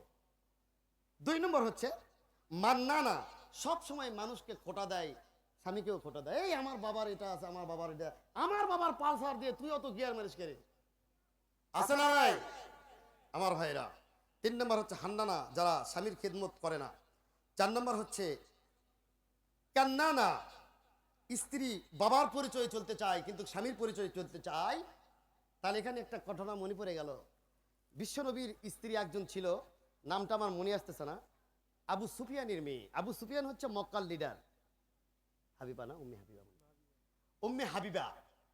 তো তিনি মক্কা ছেড়ে, মক্কায় যখন এরকম জুলুম অত্যাচার দেখতেছে, তখন একদিন জিজ্ঞেস করতেছে তার ছেলেকে বা কাউকে জিজ্ঞেস করতেছে, মোহাম্মদ কেমন লোক? তো তিনি বললেন যে ইহুদির একজন বড় আলেম। তো তাকে বললো, এই মোহাম্মদ কেমন লোক বলো তো দেখি। তো মেয়ে রাস্তা সাইডে দাঁড়া ছিল বাড়ির মধ্যেই। তো বললো যে নেতা আপনি কেউ নাই? তো বললেন না। তো আমি আল্লাহর কসম করে বলছি মোহাম্মদের মতো ভালো মানুষ মক্কাতে একটাও নেই। সুবহানাল্লাহ, জোরে না ধীরে? মেয়েটা শুনতে পাইছে, কে রে, তাই তো, যদি মোহাম্মদ ভালো না হবে তাহলে দেশের মানুষগুলো পালিয়ে যায় গা, তারা জান্নাতের জন্য পালাচ্ছে। আজকে রাতে আমিও যাবো, কোনো টাইম নেই। চলে গেছেন মদিনাতে, পালিয়ে চলে গেছে মদিনায়। মদিনায় গিয়ে মদিনা নববীর মধ্যে বিশ্বনবী বললেন, উম্মে হাবিবা আছো নাকি? বলে হ্যাঁ, আমি আসছি ইসলামের জন্য নিজের জীবনটাকে উৎসর্গ করতে। সুবহানাল্লাহ। আর আজকে তো হুজুরদের সাথে বিয়েও হতে চায় না, দাড়ি দেখলেই আলাদা আলাদা হয়ে যায়, ঠিক কিনা? তো বললেন, বিশ্বনবী বললেন, তোমাদের সাহাবীদের মধ্যে কেউ আসো নেতার মেয়েকে বিয়ে করবা? তবে জীবন থাকবে না, হয়তো এরকম পরিস্থিতি আসতে পারে, কারণ নেতার মেয়ে মদিনা থেকে আসবেই। তখন কেউ মাথা নড়ায় না, না এই নেতার মেয়ে বিয়ে করা যাবে না, নেতা তো পাওয়ার আলাদা। এখনকার নেতাটা দেখেন না কেমন। বিশ্বনবী বললেন, ঠিক আছে তাহলে উম্মে হাবিবাকে আমি বিয়ে করব। বিয়ে করলেন, ঘর সংসার করতেছেন। তো একদিন হঠাৎ করে নেতা চলে আসছে, এসে তিনি দেখে, এই মুহাম্মাদের বাড়ি কোনটারে? তো বলে ওই যে উম্মে হাবিবার ঘর। তো দেখে এক ঘর, সামান্য একটু বারান্দা। তো ও তো সেরকম মানুষ, মানে 1 নম্বর লোক যাকে বলা হয়, মক্কার ধনাঢ্য পরিবার, নেতা, আবার সমাজ কল্যাণ মন্ত্রীও হতে পারে। তো তিনি বাড়ির মধ্যে প্রবেশ করতেই বললে, উম্মে হাবিবা আসো? বলে বাবা তুমি আসছো, বহুদিন তোমাকে দেখি নাই। বলে এ রে, আমার মেয়ে চেহারাটা নষ্ট হয়ে গেছে রে, গরিবের বাচ্চার বিয়ে হচ্ছে, গরিবের সাথে বিয়ে হচ্ছে। ঘরের মধ্যে গেছে, তো বিশ্বনবী এই যে কথাটা শুনলো, তো বললো যে মা, তোকে মক্কার বড় বড় আদরের ঘরের দুলালেরা বিয়ে করতে চায়, এই ফকিন্নির ঘরে তো আছিস, এ তোকে কি দিতে পেরেছে? তখন একটা মাদুল ছিল বা চাদর ছিল, সুন্দর জায়নামাজের মতো, বাবাকে বিছিয়ে দিয়েছে, বসো মাটিতে। তো বাবা যখনই বসছে, যেই বলছে ফকিন্নির বাচ্চার সাথে বিয়ে হয়েছে, সবসারা হুজুরের সাথে বিয়ে হয়েছস, মোহাম্মদের সাথে বিয়ে হয়েছস, কি বাবা এর তো 10টা 11টা স্ত্রী। এই কথা বলার সঙ্গে সঙ্গে তার মেয়ে টপ করে বিছানাটা টান দিয়ে নিয়েছে। বলে এই তুমি আমার বিছানা টান দিচ্ছ কেন? বলে বাবা তুমি আমার বাবা হতে পারো, কিন্তু আমার স্বামীকে আমি এত ভালোবাসি, আমার কলজা আমি কেটে আমার স্বামীকে দিয়ে দিব, আর সেই স্বামীকে তুমি অপমান করেছো, বের হয়ে যাও আমার বাড়ি থেকে। সুবহানাল্লাহ। তুমি জানো এটা কে? পৃথিবীর শ্রেষ্ঠ মানুষ, আমি তার স্ত্রী হতে পেরে নিজেকে ধন্য মনে করেছি, আর তুমি এসেছো আমার স্বামীর বদনাম করতে, বের হয়ে যাও। আবু সুফিয়ানও একদিন ইসলাম ধর্ম গ্রহণ করেছে, ঠিক কিনা বলে? আমার ভাইরা, এই জন্য বাবার পরিচয় নয়, মহিলারা 4 নম্বর যে গুণ, সেটা হচ্ছে বাবার পরিচয় বেশি দিবে। 5 নম্বরে হাদাদাকা, অর্থাৎ অন্যের জিনিস দেখে পছন্দ করবে কিন্তু স্বামীর জিনিস পছন্দ করবে না। 6 নম্বরে বাররাকাহা, বেশি রাগ নিবে, সবসময় বেশি রাগ হবে, রাগিত্ব হবে। 7 নম্বরে অযথা কথা বলবে, তর্ক করবে। এই সিস্টেমের নারীগুলো, বিশ্বনবী বললেন, এই সিস্টেমের ক্যাডেটের মহিলাগুলো আল্লাহর জাহান্নামে যাবে, আমি নিজে চোখে এদেরকে দেখে এসেছি। আল্লাহ আমাদের সকলকে, যেগুলো নারীরা আছে, আল্লাহ সুবহানাহু ওয়া তাআলা এদেরকে ফাতেমার সাথে জান্নাতে যাওয়ার তৌফিক দান করুন। ফাতেমাকে একদিন বিশ্বনবী বলতেছে, মা তোমার কিন্তু উটের নাগাম ধরবে একজন মহিলা, তোমার আগে জান্নাতে যাবে আর তুমি ওই উটে চড়ে জান্নাতে যাবা। বলে বাবা সে মেয়েকে? বলে উম্মি জামিল, একজন কাঠুরিয়ার মেয়ে। বলে বলো কি? কাঠুরির স্ত্রী, আমি দেখতে চাই তাকে। বলে যাও একটু দেখে আসো তার ইবাদতটা কেমন, আমলটা কেমন। তিনি গেলেন। তো তিনি গিয়ে বলতেছেন, বোন তুমি কি আসো? সালাম দিয়েছেন। বলে হ্যাঁ আমি আছি। কে আপনি? বলেন আমি ফাতেমা, আমি মোহাম্মদ ইসলামের মেয়ে। ও কেন এসেছেন? আপনাকে একটু দেখবো। বলে আসেছেন, ঠিক আছে আপনি আগামীকাল আসেন, আজকে তো আমার স্বামী নেই, আর আমি স্বামী ছাড়া, অনুমতি ছাড়া আপনার সাথে দেখা করতে পারবো? কত বড় কথা বলেছে, আপনি লক্ষ্য রেখেছেন? আর এখন ফোন আলে বউ নাই, এমন একটা পরিবেশ তৈরি হয়ে গেছে, ঠিক কিনা বলেন? মেসেঞ্জারে বউ নাই, ফেসবুকে বউ নাই, হোয়াটসঅ্যাপে বউ নাই, গেল কই? বারিন্দায়। টিকটকে বউ নাই। পরের দিন ইমাম হোসেন সাথে গেছে। ও বলতেছে, বোন তুমি কি বাড়ি আছো? বলে হ্যাঁ। বলছে আম্মু তুমি কার বাড়িতে এসেছো? বলে সাথে কে এসেছে? বলে আমার ছোট বাচ্চা ইমাম হোসেন। বলে ও ঠিক আছে, আপনার সাথে আমার স্বামী কথা বলতে বলেছে, কিন্তু আপনার সন্তানের সাথে বলে নাই। আমার স্বামী আসুক, আমাকে শুনি, আগামীকাল আসেন আপনি। পরের দিন ইমাম হাসান এবার হাসান আছে, তো আর একটা সন্তানের কণ্ঠর সাথে আর একটা সন্তানের কণ্ঠর মিল নেই। তো বলতেছে আম্মু গতকাল বুঝি ভাইয়াক নিয়ে এখানে এসেছিলা? বলে হ্যাঁ। ও আচ্ছা আজকে কে এসেছে? বলে আমার ছোট ছেলে ইমাম হোসাইন। আর প্রথমে যে নিয়েছিল হোসেন, হাসান আর হোসাইন। তো ঠিক আছে তাহলে আগামীকাল আসেন। পরের দিন একা আসছে, দেখা করছে, ঘরের মধ্যে প্রবেশ করালেন। ঘরের মধ্যে গিয়ে দেখে যে সে তার স্বামীর জন্য একটা লাঠি তৈরি করে রেখেছে, একটি দা তৈরি করে রেখেছে, একটি রশি তৈরি করে রেখেছে। এসে বলতেছে যে এগুলো তুমি কেন রেখেছো? ফাতেমাকে বলতেছে যে দেখো, ফাতেমা বলতেছে বোন তুমি এগুলো কেন রেখেছো? বলে আমার স্বামী সারাটা দিন কঠোর পরিশ্রম করে আমাকে আহার দেয়, আমার স্বামী যেন এসে দেখে যে আমি আমার স্বামীর জন্য সব তৈরি করেছি, আমার যদি কোনো বেদবি দেখে তাহলে লাঠি দিয়ে যেন পিটাই, জাহান্নামের আগুন আমার সহ্য হবে না, আমার স্বামীর মারই আমার সহ্য হবে। আমি যদি বেশি বেদবি করি তাহলে যেন দড়ি দিয়ে আমার হাত তারা বেঁধে নেয়, আমি যদি বেশি অত্যাচার করি দা কোপ দিয়ে যেন আমাকে দুনিয়া থেকে বিদায় নিয়ে যায়, তাহলেও যদি আমি আল্লাহর জান্নাতে যেতে পারি। সুবহানাল্লাহ বলি। তো যেগুলো কথা বললাম এগুলো আপনারা করেন না, এগুলো করলে কিন্তু আমার বিরুদ্ধে মামলা হবে, কারণ আমি সব কথা বলতেছি হাদিস এবং কোরআনের, এগুলো শিক্ষা দেওয়ার জন্য কথাগুলো বলতেছি। আল্লাহ সুবহানাহু ওয়া তাআলা সেই নারীদেরকে আল্লাহ জান্নাতের মেহমান করুক, সকলে বলছি আমিন। আমার মায়েরা যদি ওই সে কার কথা বললাম, খাজা মঈনুদ্দিন চিশতির মার মতো হয়, যে সর্বপ্রথম সন্তানকে আল্লাহর সাথে পরিচয় করে দিচ্ছে। এক সময় জায়নামাজের মধ্যে রুটি রাখছে মা, সন্তানকে আল্লাহর সাথে পরিচয় করে দিচ্ছে। তো বলতেছে বাবা যখন তোমার খাবার সময় হবে, তুমি যখন মক্তব থেকে এসে তুমি যখন রুটি খাবা, তখন তুমি জায়নামাজ তুলবা, জায়নামাজ তোলার আগে আল্লাহকে বলবা ও মেরি আল্লাহ মে ভোগ লাগতে হয়, মে খানা খাতে হয়, তখন দেখবা আল্লাহ তোমার হাতে রুটি বা যে কোনো জিনিস তোমার হাতে দিয়ে দিবে। সুবহানাল্লাহ। একদিন 2 দিন 3 দিন 6 মাস এরকম আমল করতেছে মা। আমল করতে করতে হঠাৎ করে একদিন মার মনে নেই যে আমি তার সন্তানের জন্য রুটিটা জায়নামাজের নিচে দিয়ে আসি। ছেলে এসে জায়নামাজ উঁচু করে দেখে যে রুটি আছে, ও রুটি খেয়ে ঝিমাচ্ছে আর খাটের উপর শুয়ে কি যেন বলছে। তা এখন মা খুব চিন্তায়, চোখের পানি পড়ে যাচ্ছে যে আজকে তো আল্লাহকে ভুল বুঝবে, আর আমাদের সন্তানকে আমরা কি বানাচ্ছি আর তাদের সন্তানকে তারা কি বানাচ্ছে। খাজা মঈনুদ্দিন চিশতির কথা শুনে সে জামানায় 20 লক্ষ মানুষ হিন্দু বৌদ্ধ খ্রিস্টানেরা মুসলমান হয়ে গেছে।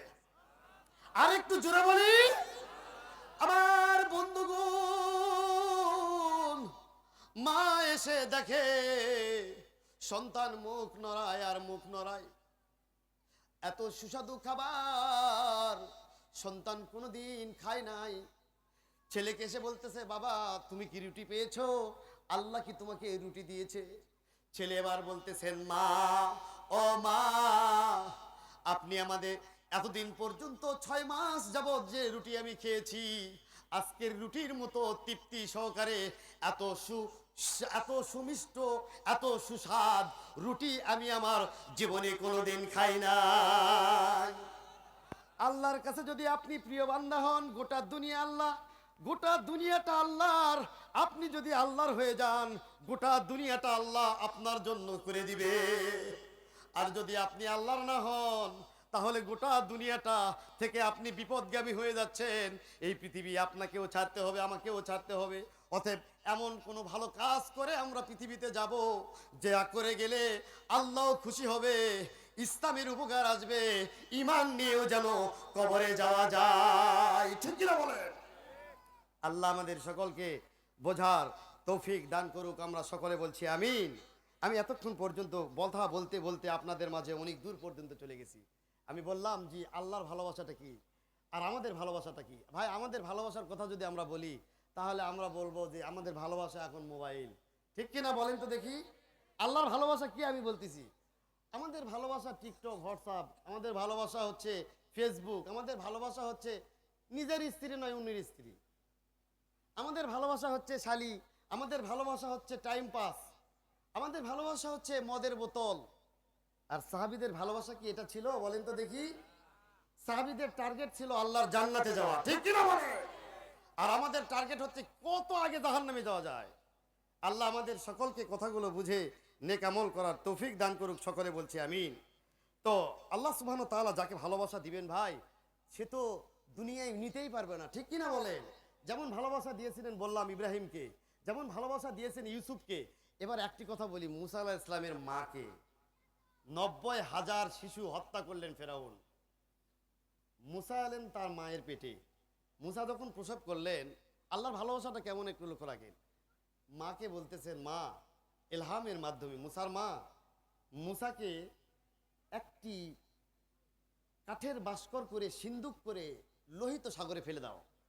আপনারা বলেন তো দেখি, একজন মা উত্তলঙ্গ উত্তাল ঢেউ, এই ঢেউয়ের মধ্যে প্রসব করা বাচ্চাকে ফেলে দিতে পারে? আপনি একটু বলেন তো দেখি, কত দয়া, কত মায়া। কিছুদিন আগে 35 ফিট নিচে একটা কূপের মধ্যে একটা সন্তান মারা গেছে। কথা ঠিক কিনা বলেন? ফেসবুকে বা ইউটিউবে আসছে বা বিভিন্ন মিডিয়াতে আসছে। এই মায়ের কান্না আধারি দেখে আমি পাগল হয়ে গেছি যে কিভাবে মা কান্নাকাটি করে তার সন্তানের জন্য। কিন্তু ইলহাম আল্লাহর। মুসার মা, সন্তানকে ফেলে দাও, তোমার সন্তান একদিন এই পৃথিবীর, একদিন এই মিশরের প্রেসিডেন্ট বানিয়ে দেব। সুবহানাল্লাহ। আরে মুসার মা, সিন্দুক তৈরি করো। যদি সকালবেলা ফেরাউন জানতে পারে তোমার ছেলে সন্তান হয়েছে, তাকে হত্যা করবে। আর আমার মনোনীত নবী, জলিলুল কদর নবী, এটা হলো মুসা। তুমি এই মুসাকে সকালবেলা উঠে তুমি লোহিত সাগরের মধ্যে ফেলে দিবা। সকালবেলা উঠে কাঠমিস্ত্রি এসে বলতেছে, কেউ কি সিন্দুক বানিয়ে নিবেন নাকি? কেউ কি সিন্দুক বানিয়ে নিবেন নাকি? এবার মুসার মা বলতেছে, বাড়ির মধ্যে আসেন তো দেখি, কি দরকার, আমাকে একটা সিন্দুক বানিয়ে দিন, দেন, কাঠ দেন। বলে, আমার বাড়িতে তো কাঠ নেই। ও, আমার ব্যাগের মধ্যে আছে, আপনি একটু পানি নিয়ে আসেন। পানি নিতে গেছে, সুন্দর একটা সিন্দুক তৈরি করে দিয়েছে। সিন্দুক তৈরি করার পর বলতেছেন, কত টাকা হলো? বলে, টাকা দিতে হবে না, আপনার কাজে এসেছে, আপনি নিয়ে নেন, আমি চলে গেলাম। আপনারা বলেন তো দেখি, এই সিন্দুকের মালিককে আর কে তাকে প্রেরণ করেছে? লিল্লাহ তাকবীর, লিল্লাহ তাকবীর। এটা হলো আল্লাহর ভালোবাসা। উত্তাল তরঙ্গের মধ্যে ফেলে দিচ্ছে, ঢেউ উঠতেছে, ঢেউয়ের মধ্যে সন্তানটাকে ফেলে দিচ্ছে। ঢেউয়ের মধ্যে সন্তান ভাসতে ভাসতে ভাসতে ভাসতে চলে যাচ্ছে সেই ফেরাউনের প্রাসাদের দিকে। ও বাজান, ওই সময় কিন্তু ফেরাউনের স্ত্রী গোসল করতেছে। ফেরাউনের স্ত্রী ফেরাউনকে নিয়ে বসে আছে। কেউ বলেছেন বসে আছে, বসে আছে, কেউ বলতেছেন না, দেখতেছে। ওই যে দেখা যায় লতা পাতার মধ্যে একটা বাস্কর ভেসে আসে, কি এটা দেখিত, কি এটা দেখিত, কি এটা দেখিত। কারণ ফেরাউন এমন একটা চাল চেলেছিল, ফেরাউন বলেছিল হুজুরদের হাতে কখনো ক্ষমতা দেওয়া যাবে না, বনি ইসরায়েলের হাতে কোনোদিন ক্ষমতা যেন হ্যান্ডওভার না হয়। বনি ইসরায়েলের লোকেরা কামলা থাকবে, এরা জুতা সেলাই করবে, এরা হোটেলের বয় হবে, এরা কুলিগিরি করবে, এরা পিউনগিরি করবে। খবরদার, এরা যেন হাইকোর্টে না যেতে পারে, এরা যেন সুপ্রিম কোর্টে না যেতে পারে, এরা যেন ভূমি অফিসে না যেতে পারে, এরা যেন প্রশাসনের এসপি ডিসি যেন না হয়, এরা যেন টিউনো না হয়, এরা যেন ম্যাজিস্ট্রেট না হয়, এরা যেন সচিব না হয়। বনি ইসরায়েলকে আলাদা করে রেখেছিলেন। একদিন নয়, 2 দিন নয়, প্রায় 90-400 বছর যাবৎ পর্যন্ত বনি ইসরায়েলদেরকে অবহেলিত অবস্থায় রেখেছিলেন। ওই যে বনি ইসরায়েলের যে অবস্থা, বর্তমান যুগের হুজুরদের একই অবস্থা। ঠিক কিনা বলেন? ফেরাউনেরা চেয়েছিল আমরা কোনোদিন ক্ষমতা ছাড়বো না, আর আল্লাহ বলছেন না না না, আমি এদের হাতেই ক্ষমতা হ্যান্ড ওভার করবো। লিল্লাহ তাকবীর, লিল্লাহ তাকবীর। আমার বন্ধুগণ, মুসার স্ত্রী বলেন ওই যে কি যেন আসতেছে, এবার দেখে ফেরাউন বলতেছেন আমি মনে হয় এর কারণে ধ্বংস হব। খুলে দেখে জান্নাতি পুরুষ, কি সুন্দর চেহারা রে, ফুটফুটে সন্তান। আসিয়া বলে ছেলে সন্তান না, একে পালবো, একে দেখবো, এটা আমার ছেলে। স্ত্রীর কথা তো আর ফেরাউন নারাজ হতে পারবে না, ঠিক কিনা বলেন? বাংলাদেশের যত বড়ই ফেরাউন হোক, ওর স্ত্রীকে যখন বলবেন মা আপনি একটু কোরআন মানেন, দেখবেন ও জায়গা মতো মেরে দিবে, ঠিক কিনা বলেন? সেই স্ত্রীর স্বামী যতই ফেরাউন হোক, কিন্তু স্ত্রীরা তারা ইসলাম চিনে, তারা আল্লাহর কোরআন বোঝে, তারা বোঝে যে না এই কোরআনের মাধ্যমে আমি ইহকাল এবং পরকালে শান্তি লাভ করব, ঠিক কি না বলে? আমার ভাইরা, এই ফেরাউনের হাতে এই ফেরাউন 10 লক্ষ লস্কর সেনাবাহিনী নিয়ে লোহিত সাগরের মধ্যে চুবায়া চুবায়া আল্লাহ মেরেছে। আর ফেরাউন মুসাকে আল্লাহ সুবহানাহু ওয়া তাআলা মিশরের প্রেসিডেন্ট বানিয়ে দিয়েছে। এটা হচ্ছে আল্লাহর ভালোবাসা। এবার লক্ষ্য রাখেন, কেউ যদি কাউকে ফলোয়ার বানাতে চায়, আমি তো আমার নবীকে অনুসরণ করব, ফাত্তাবিউনি, যদি নবীকে অনুসরণ না করি, যদি আমি নবীকে না মেনে নেই, তাহলে কিন্তু আমার খাতায়, মুসলমানের খাতায় নাম আমার থাকবে না, মুশরিকদের খাতায় নাম চলে যাবে। কারণ মুশরিকেরা কিন্তু বিশ্ব নবীকে নবী হিসেবে মানেন নাই, ঠিক কিনা বলেন? বিশ্ব নবীকে যদি আপনি মানতে চান, ফলোয়ার যদি বানাতে চান, কোনো মানুষকে যদি আপনি ফলোয়ার বানাতে চান, কোনো মানুষকে যদি আপনি ইত্তেবা করতে চান, তাহলে তার 4টি জিনিস দেখবেন। 1 নম্বরে দেখবেন, এটা লেখা আছে, এটা লিখেছেন আল্লামা সুলাইমানী নদভী রহমাহুল্লাহ, যিনি নবী মুহাম্মাদিন পয়গম কিতাবের মধ্যে তিনি লিখেছেন, এই জিনিসটা তিনি লিখেছেন 4টি জিনিস তুমি ফলো করবা। 1 নাম্বার, তুমি তার জীবনের ইতিহাস ফলো করবা, হিস্ট্রি ফলো করবা। আমি যত দূর পর্যন্ত পড়ে দেখেছি, ইমাম গাজ্জালী রহমাহুল্লাহ তিনি বলেছেন বিশ্ব নবীর জীবনে 47,000 ঘটনা সংঘটিত হয়েছে। সুবহানাল্লাহ! কি নেতা রে! মসজিদে নববীর নেতা, দেশের প্রেসিডেন্ট। সুবহানাল্লাহ! লিল্লাহি তাকবীর, লিল্লাহি তাকবীর। আল কোরআনের আলো, সংসদে জালো, প্রধান বক্তার আগমন, শুভেচ্ছায় স্বাগত। আমার ভাই যখন এসেছে তখন আমি কথা ছেড়ে দিচ্ছি। 1 নম্বর হচ্ছে যে কাউকে ফলোয়ার বানাতে চাইলে তার জীবনের হিস্ট্রি দেখবেন। বিশ্ব নবীর জীবনের হিস্ট্রি, তার প্রথমেই তার বাবা নেই। কি হিস্ট্রি? 63 বছর জিন্দেগির একটি কথা মিথ্যা নেই, এরকম একটা নেতা আমরা জীবনেই পেয়েছি, ঠিক কিনা বলেন? 2 নম্বর, কমপ্লিটলি জীবন তার আছে কিনা দেখতে হবে। পৃথিবীর কোন নেতার কমপ্লিট জীবন নেই, আমি ব্যাখ্যা করব না। 3 নম্বর, ভাই ভালো আছে, তার জীবনের ব্যাপকতা অনেক বেশি, যার অন্য কোন নেতার জীবনে নেই। আপনি মেসি, নেইমার বলেন, নরেন্দ্র মোদী বলেন, ডোনাল্ড ট্রাম্প বলেন, জীবনে ব্যাপকতা তাদের কারণে। 4 নম্বর, প্র্যাকটিক্যাল। সাহাবীরা একসময় জিজ্ঞেস করছেন, ইয়া রাসূল, আম্মা জান আয়েশা রাদিয়াল্লাহু তাআলা, আপনি বলেন তো দেখি যে বিশ্বনবীর চরিত্রটা কেমন? তোরা বিশ্বনবী বললে, আম্মা জান আয়েশা রাদিয়াল্লাহু বললেন, এ নবীর সাহাবীরা, তোমরা কি আল্লাহর কোরআন পড়ো না? গোটা কোরআনই তো বিশ্বনবীর চরিত্র। সুবহানাল্লাহ!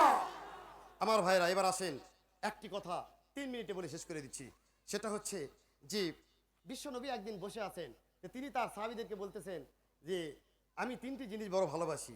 1 নম্বর ভালোবাসি, আমি 1 নম্বরে ভালোবাসি আতর, 2 নম্বরে ভালোবাসি আমার স্ত্রীদেরকে, 3 নম্বরে ভালোবাসি নামাজ।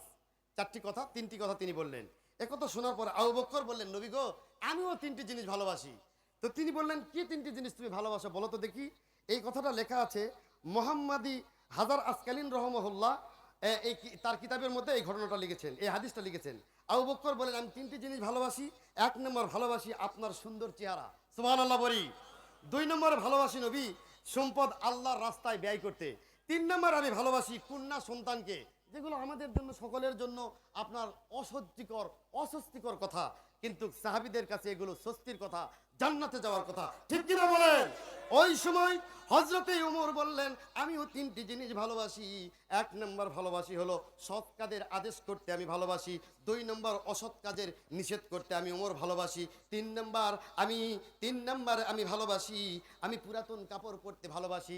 বিশ্বনবীর ভালোবাসার জিনিসগুলো পেয়ে গেলাম, ওমরের, আবু বকরের পেয়ে গেলাম, ওমরের পরে গেলাম। এবার হযরতে ওসমান রাদিয়াল্লাহু তাআলা আনহু বলেন, নবী গো, আমিও কিন্তু তিনটি জিনিস ভালোবাসি। এক নম্বর ক্ষুধার্তকে খাদ্য দেওয়াকে বড় ভালোবাসি। দুই নম্বর কোরআন তেলাওয়াত করতে বড় ভালোবাসি। সুবহানাল্লাহ। তিন নম্বরে আমি ভালোবাসি যার কাপড় নেই, যার বস্ত্র নেই, তাকে বস্ত্র দিতে আমি বড় ভালোবাসি। একথা শোনার পর হযরতে আলী রাদিয়াল্লাহু তাআলা আনহু বললেন, নবীজি, আমিও কিন্তু তিনটি জিনিস ভালোবাসি।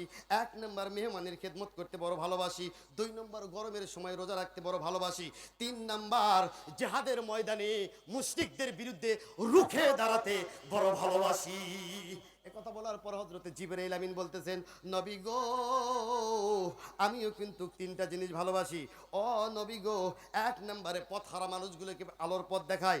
দুই নম্বরে আমি ভালোবাসি দরিদ্র ব্যক্তির ইবাদত। তিন নম্বর ওই রুগী, ওই সব মানুষকে বেশি ভালোবাসি যে গরিব মানুষ, কিন্তু সকল সন্তানের প্রতি যার ভালোবাসা সমান। এর কথা বলার পর, বিশ্বনবী বলার পর আবু বকর বলছেন, আমি তিনটি জিনিস ভালোবাসি। এরপর বললেন, ওমর বললেন তিনটি জিনিস, ওসমান বললেন তিনটি জিনিস, আলী বললেন তিনটি জিনিস, এবার জিবরাইল আমিন বললেন তিনটি জিনিস, এরপর আল্লাহ বললেন আমিও তিনটি জিনিস ভালোবাসি। এক নম্বরে আমি ভালোবাসি, এক নম্বরে আমি ভালোবাসি বান্দার চোখের পানি।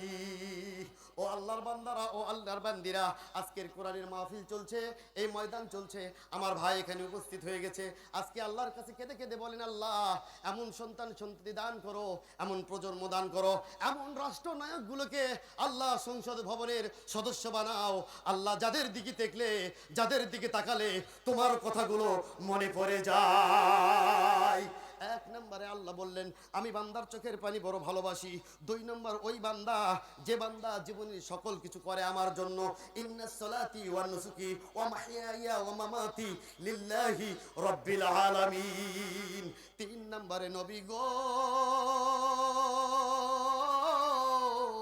আমি আল্লাহ তিন নম্বরে ভালোবাসি রোজার সময় যে সবর করে। আল্লাহ আমাদের সকলকে কথাগুলো বুঝে নেক আমল করার তৌফিক দান করুক। আমার ভাই আসছে আপনাদের মাঝে, এতক্ষণ পর্যন্ত যদি কোনো ভুল ত্রুটি হয়ে থাকে আপনারা আমাকে ক্ষমার দৃষ্টিতে দেখবেন।